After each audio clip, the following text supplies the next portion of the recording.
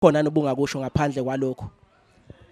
Nje mfowethu engingakugqugquzela nje kubantu ukuthi impilo ifuna isibindi.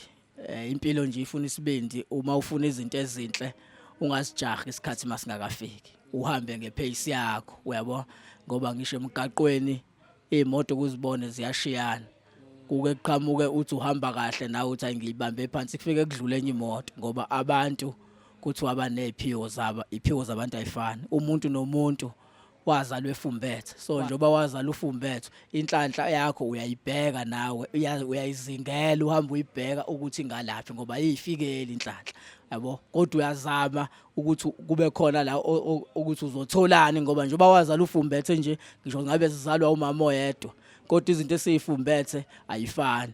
Ikona futhi kuyaye kuthiwe abantu obabonayo emhlabeni abakhona uhloniphe noma uhlanya, ngoba uNkulunkulu wenza into eyisimanga ethi lesipho sakhe sithi usifumbethe wena asiphethe wena, futhi mawuthandaza wena uthandaza uNkulunkulu, uNkulunkulu uphendula ngabantu. So ke ukuhlonipha abantu kukusiza ekuthenini, ngoba awusazi wena eyakhe inhlanhla ukuthi ifumbethe ubani, yabo, ngoba njengoba namhlanje sisahlangana nawe sazana, mhlawumbe inhlanhla yami iphethe wena, yabo. So ke ukuhlonipha wonke umuntu ombonayo ohlangana naye kuyakusiza lapho ukuthi ungagcini uthi uyadlambuleka uphuma endleleni kanti uzodelela umuntu okuyena ozokusiza ngelinye ilanga. So ngigqugquzela abantu nje lokho ukuthi ke inhlanhla yakho umuntu angayeki ukuzama ikona okubalekile. Njengoba ngisho nempilo futhi ifuna isibindi, ifuna fohla injalo nje. So ke ngigqugquzela nabo ababukeli beSouth Africa TV ukuthi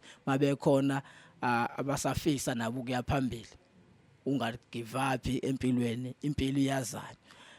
Bese ngidayisa nomsebenzi wami ke, ngoba ngibolekisa ngemali mina, ngine cash loan, ngine company yama security, ngine cleaning, ngine construction eyenza imigaqo. So amathuba emisebenzi ngiyawaveza nje nami kwesinye isikhathi.